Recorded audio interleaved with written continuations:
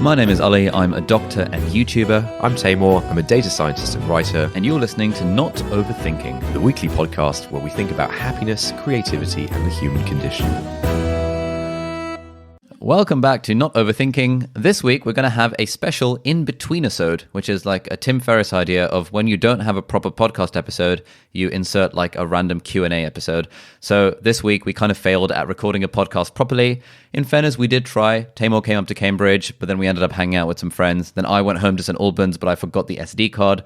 Basically, long story short, we don't have a proper podcast for you this week. So instead, this episode is going to be the audio from one of my 50,000 subscribers Q&A videos from like the 1st of August 2018. And in this video, I'm answering loads of questions relating to motivation, productivity, time management, that general vibe.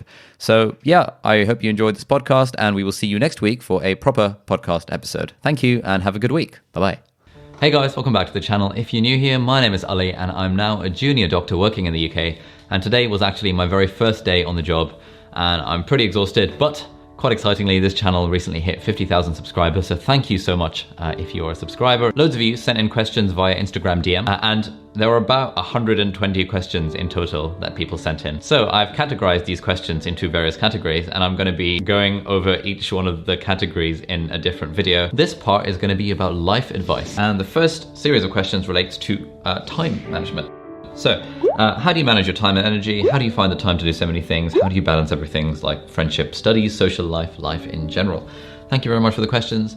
I get asked this a lot about time management, and I have a few thoughts on this. So firstly, I think it's really important to recognize that you are fully in control of your own time, for the most part.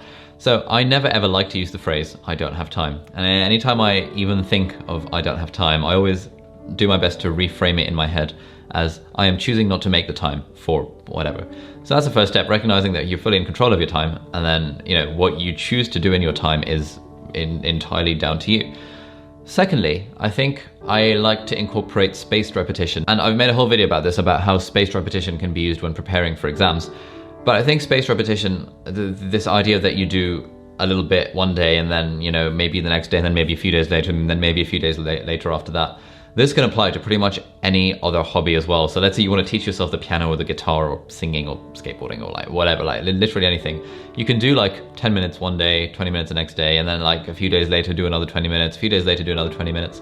And then over time, when you apply patience and consistency to all of these different domains of your life, you realize that actually after about a year, you're pretty good at quite a lot of different things. And then you get people asking you questions like, oh, how do you do so much with your time? How are your time management skills? This, that, and the other. And to address the question of balance, in terms of balancing everything, I think it's important to have sort of a priority list. And in my own personal priority list, studies was always kind of at the bottom of the list. So everything else that I had to do or that I wanted to do in my life would come above studying. But then studying would become kind of the default option. So like if you played any like role-playing video games like in World of Warcraft, there are some classes that you have like 10 different attacks or moves that you can use, and you have a sort of priority list that once every 20 seconds you can use like Avenging Wrath, and then once every 10 seconds you can use like Crusader Shield or whatever it's called. But then like you go down the priority list, and then when nothing else is available, that's when you use your basic attack. And for me, studying was my basic attack, in that whenever there was nothing else going on, I'd be studying. And I found that this was quite a good way of always having something to do. Okay, the next question relates to stress, and Tooth Fairy X asks, how do you personally deal with stress apart from the conventional playing sports and reading, etc., more on a psychological and emotional level? And on a related note, Sravia B says, what is your best advice for keeping a healthy mind when you have exams or stress? So, I don't really get very stressed at all. Like, I can count on one hand the number of times I've felt stressed, and I think partly it's because I really like this philosophy of Stoicism, which there'll be loads of links in the description. There's a really good book that I always recommend called Happy by Darren Brown, and also I think it's called like The Ancient Guide to Stoic Joy or something like that by William Irvine. They will appear on the side over here in my hands magically, I hope. The philosophy of Stoicism is kind of based on two main principles. The first one is that whenever we feel a negative emotion, it's not external events that directly cause that negative emotion. It is our response to those external events. It is the story we tell ourselves about the external events. So when it comes to having a lot of things to do, one story we can tell ourselves is, I've got so many things that I have to absolutely do. I don't think I've got the time to do it. Therefore, that story leads to this feeling of overwhelm. Whereas if we just kind of slightly reframe it as, I've got these things to do, all right, it is what it is, I'm going to do these things. The feeling bad about having there's all this stuff to do, which is what I interpret as stress, that just never really comes into the equation. So it's more like, things are as they are, okay, I'm going to do them, and my own feelings about doing them just never go into the mix. So that's point number one. And point number two is, the classic serenity prayer, God grant me the serenity to accept that which I cannot change, the courage to change what I can, and the wisdom to know the difference. And I think that's just like the ultimate way of living life. So most things in life are going to lie outside our direct sphere of control, direct sphere of influence, except for two things, and that is our own actions. We are fully, for the most part, in control of our own actions, and secondly, our own thoughts, that we can arguably control our thoughts with enough practice, with a few caveats that I'm not going to go into right now. So if the only things that I can control are my own thoughts and my own actions, then everything else that's happening in the world does not need to concern me. And I find that, like, especially when I'm talking to a lot of my friends who do feel kind of stressed or a negative emotional response to external events, it tends to be that they worry about stuff that they just can't control. Whereas if all you worry about are your own thoughts and your own actions, then I think that is a pretty good way of living a stress-free life. So hopefully that answered the question about psychological and emotional tactics for dealing with stress. All right. Izar says, what do you tell yourself after you're having a bad day or screw up something after working so hard? So let's tackle the screw up something after working so hard. I think, like, the way I like to think about this is that I would work hard at stuff, but I would do my very best to not let the outcome affect my emotional state. So in a way, it's a form of pessimism in that just having such low expectations. Like, for example, I've recently released an online BMAT video course. If you're taking the BMAT and applying for medicine, you might like to check it out. There'll be a link in the description. So I recently released that, and I spent about 3 or 4 days working on it and like really put my heart into making this series of like 70 plus amazing videos about how to smash this exam. And even though I've worked so hard at this, I still have the expectation that, oh, okay, it would be nice if maybe 3 or 4 people bought access to this course and then I made a bit of money on the side. And that's quite like a low, that's setting quite a low bar. And therefore, what was the question again? Oh, you screw up something after working so hard. I think if I was thinking that, I want 1,000 people to, pay for this like online course that I've done, and then I worked really hard at it, then having that high expectation means that I would feel bad for screwing it up. But because my expectation is so low and I'm working on it because it's fun and because I think it's a good thing to do anyway, then the outcome doesn't really play a part. And again, this falls back to the same thing about things that we can control versus things we can't control. The outcome of whether anyone buys my course is something completely outside of my control. What's in my control are my own thoughts about it and my own actions. The actions that I've controlled is putting effort into it, and the thoughts are having a low expectation. So that is why I don't really feel bad when something goes wrong, because the expectations are quite low, if that makes sense. And the next bit of the question was, what do you tell yourself when you're having a bad day? I really can't remember the last time I had a bad day. And I think, again, going back to the stoicism thing, having a bad day, like days, for the most part, like, barring major calamities and stuff aside, let's put all that aside, and let's just think about cases in everyday life where, life and death is not in the balance, where we might say we're having a bad day. And usually I think when people are having a bad day, it's because they've been feeling particularly stressed, they've had lots of stuff going on, someone was a bit mean to them, the consultant on their ward didn't, shouted them a bit. Again, all of these are external events, and like Stoicism tells us, it's not the external events that are making us have a bad day. It is the story we're telling ourselves about the external events. So, consultant shouts at us over the phone because we've made a bad request. One person might interpret that as, oh, okay, cool, I'm learning from this, kind of the growth mindset. And the other person might interpret that as, oh my God, a consultant shouted at me, I feel like such a failure, I'm going to be a terrible doctor, and would therefore have a bad day because of this. So obviously this doesn't apply to everything, and this does take practice, and I'm deliberately not talking about very deep things where it's okay to have a bad day, and you don't really need to tell yourself, like, if something majorly bad happens in your life, then it's okay to have a bad day, that's fine. But, if you want to have fewer bad days, then I think for me what's worked is just having this idea of, it's not the event that is making me feel bad, it is my story about the event. And therefore, in order to not feel bad about it, all I have to do is change my story, and, winner, winner, chicken dinner, Bob's your uncle, as they say. Okay, Dania asks, after a not so successful first year, how can I learn from my mistakes and do better next year? The main thing I struggle with is being consistent with revision throughout the year, especially if it's a complex subject or something completely new to me. Okay, so this is about learning from mistakes and doing better next year. And also, I think it's important to define for ourselves this idea of success. Getting a first class degree, getting top of the year is not the be all and end all, as much as it might seem initially. Like, if you think back to yourself in 5 years ago, 6 years ago, 7 years ago, when you were starting secondary school or whatever, and you can imagine a lot of us, I was quite stressed about my exam results in year 7. But now I look back on that and think, why on earth was I stressed about my exam results in year 7? And it just doesn't make any sense at all. And equally, I think this thing, if you project yourself 10 years from now and ask, will this matter in 10 years time? I think that alone is the way to not feel bad about a lot of things. But your question was about how can I learn from my mistakes and do better next year? And you're struggling with being consistent with revision throughout the year, especially if it's a complex subject or something completely new to you. So I think, you should watch all my revision videos about that. Spaced repetition, active recall are just by far the most efficient techniques for revision. Doing this thing of scoping your subject, as Paul would say, where you're taking your big complicated subject and you're breaking it down into a series of manageable topics. So A-level chemistry on its own seems like a really big deal, but when you split it up, you realize it's only 15 topics. And if you can do one topic a day, you're doing the whole syllabus every 2 weeks. And when you break it down like that and realize that, oh, okay, this is actually a manageable series of topics, then I think, at least for me, that works as a way of getting myself to do a little bit each day.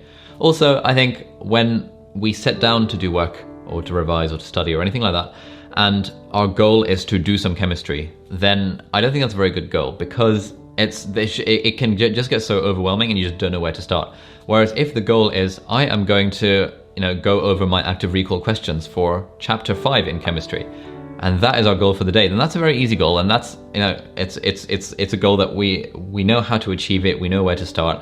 We're making life easy for ourselves because it's a simple, manageable goal rather than this big overarching goal of revising chemistry.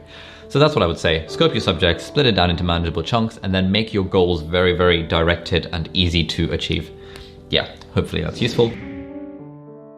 Leant asks, what is the greatest change you've seen from yourself these past few years? I think these past few years, especially being at university, I've really developed, or rather I've improved at this general idea of not really caring what people think. Like starting a YouTube channel and bringing a camera to lectures occasionally and to holidays and stuff, even vlogging in public sometimes, and putting my face on the internet, it has required a lot of I don't care what people think. And partly that comes from recognizing that most people just don't care. Like, even of the 200 people that were in my year of med school, like maybe 3 or 4 of them would have even given a second thought to me holding a camera out in the middle of the medical student in the middle of the medical student common room. The vast majority would have just looked on and think, okay, cool, and moved on with their lives, because everyone is concerned about their own lives. No one is wasting their own time thinking about you. And I think in a way it's like, one thing that I've learned is that it's quite self-centered to think that other people are even thinking of you. Everyone's just doing their own stuff. So that's probably the biggest thing that I've taken away from these last few years at university. I also think that while I've been at university, my confidence levels have increased. Doing stuff like this has helped. Doing loads of societies, taking part in different sports, trying new things. Back when I was in school, I don't think I was a very confident person generally, because my identity was just wrapped up in just being really academic, and I didn't really have much else going for me. But when I sort of started to grow older and got to university, and tried my best to dissociate my identity, my feelings of self-esteem from these external things like academics, firstly, and secondly, recognizing that that's like an ideal state, and that we all ultimately do have our identity tied up in lots of different things. I just happened to have tied my identity in a vast number of things over time, because I like this thing of learning how to be pretty good at a lot of different things, rather than just really good at a handful of a very small number of things. So in a very kind of roundabout answer to your question, I suppose the main thing I've learned these last few years is to care a lot less about what other people think, because for the most part, most people just don't care at all. And secondly, becoming more confident by having my identity wrapped up in more, or rather not even wrapped up, just having my identity dependent on fewer things, as it were. If that makes sense. Like, I don't know, maybe I'll do a video about this at some point, but yeah, that'll do for now. Nicole X in Tongue says, if you got to turn back time and meet your younger self, what advice would you give him? As does Amy Rawlinson. If you could go back in time, what advice would you give to your younger self? This is a pretty classic question that comes up in podcasts. And the Tim Ferriss Show, one of my favorite podcasts of all time, which is incredible if you want to learn how to just become a more accomplished and powerful person generally. This is a question he likes to ask. He says to his guests, if you could go back 10 years, what would you tell yourself? And a lot of the guests have said pretty much the same thing, which is, I honestly, I probably wouldn't tell myself anything, because, you know, the reason I am where I am today is because of what I did when I was younger. And if I had told myself to do something else, I might not necessarily be where I am today. So honestly, I don't really think I would give my young self any advice about changing my own direction in life. I suppose I would tell my young self to, I don't know, just be a little bit nicer to people. I think kindness goes a long way. I think when I was younger especially, I in a way took pride with maybe being a bit more on the arrogant side, maybe being rude to people sometimes, thinking that it was cool, thinking that, so sometimes even thinking that they were beneath me in a way. And yeah, those are all really bad stuff. So I'd probably tell myself that, mate, you know, you want to grow up a bit, just be nice to people. Because when you're nice to people, people will think you're nice, and it's just generally nice to be nice. So that's what I would tell my younger self. All right, moving on. Nicole again asks, what are your favorite quotes?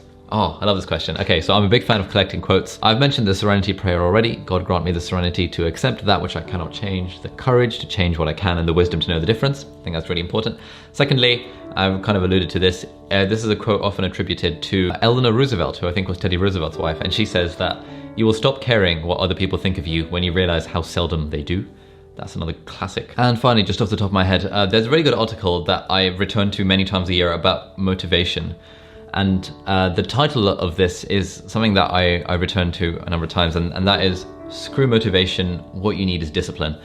And this article talks about how just because you don't feel like doing something doesn't mean you can't do that something. And it's like phrased nicer in the article, I'll link it down below. But that is a quote that I often think of whenever I'm thinking, like for example, today, I've come back from a long day, like the shift lasted 2 hours more than it was supposed to because of various external factors. I got home and I was like, I really can't be bothered to make this YouTube video. But, you know, just because I don't feel like doing it doesn't mean I can't do it. And indeed, here I am sitting here making the YouTube video because I set up the camera and I was like, if I don't feel like it. So I had a few different techniques, but ultimately, not feeling like doing something is not a good enough reason for not doing it, especially when kind of the long-term overarching purpose is good. And especially with this video, I'll know that it's quite fun doing it. I quite like the sound of my own voice and sort of seeing myself on camera. It's a little bit weird, but it's quite fun making the video. It's quite fun editing the video, and then when it comes out, I know that might be helpful to some people. Usually people comment nice things and message me nice things, so I know that overall I will benefit from making this video that you're watching. But even though I don't feel like doing it initially, I'd try and override that. So those are just 3 quotes that come to mind, and actually this has got me thinking about other things. So I've been reading loads of books on Kindle these past 5 years. And I religiously highlight interesting lines that I find. So I might just do a series of videos where I talk about quotes from the Kindle, where we talk through loads of different books, and I talk through some of my favorite quotes from each of these various books. So let me know in the comments if that's something that you might like to see. But now let's move on to the final question. I'm an aspiring doctor going into my freshman year of college. What is the best piece of advice you could give me? Aspiring doctor going to freshman year of college. Okay, so there's probably some kind of American system going on. So I imagine you're doing 4 years of college and then you're maybe applying to medical school, or maybe from the UK you're calling college sixth form, so you're just doing this 2 years of high school. It doesn't matter. Best piece of advice I can give you is to try and make yourself different. And there is another quote that I like, that I came across in a book, which is, it's better to be the only rather than the best. Or words to that effect. And the idea is that if you're in a class of your own, if you're in your own category, where you're able to combine lots of different things to carve out this interesting little niche for yourself in whatever you're doing, whether it's medicine or law or economics or programming or being a YouTuber or whatever, if you can carve out this niche for yourself that so few other people are in, then you're automatically winning. Whereas if you're trying to be the best, which is what a lot of people try and do, and the best traditionally defined as getting the best grades, getting the most competitive jobs, that becomes a very stressful, to use that word, way of living, where you're constantly competing against other people. And I would say, like, what I am most glad for that I have ever done in my life is teaching myself web design and learning how to code, because those two things, even within medicine, have opened up so many doors for me, much more than the fact that I got pretty good grades at school and then fairly average grades at university. Because it's just insane the amount of doors that have opened for me because of my web design skills, because I can make PowerPoint presentation look pretty, and because I have these other things that add to my medical degree and add to my medical stuff. That in a way lets me carve out my own path, and therefore anything I do benefits from having all these different areas feeding into it.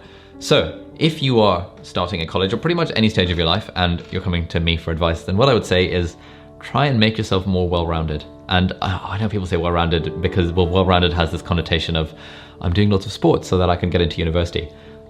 I don't know. I do sports because you enjoy them, not because they'll get you into university. But if you can pick up skills that will compound in addition to your main line, things like public speaking, photography, design, video editing, just to name a few things off the top of my head. I'm sure there's loads of others. These things can combine with almost any field, and then you can create something interesting and unique for yourself within that field. Even within medicine, there are so many doctors around the world. You don't just want to be a doctor, or if you do, that's fine. But then you probably don't need my advice, because you've got the path set out in front of you. You know what you have to do. You just need to get good grades, be nice to your patients, and you'll be a pretty great doctor.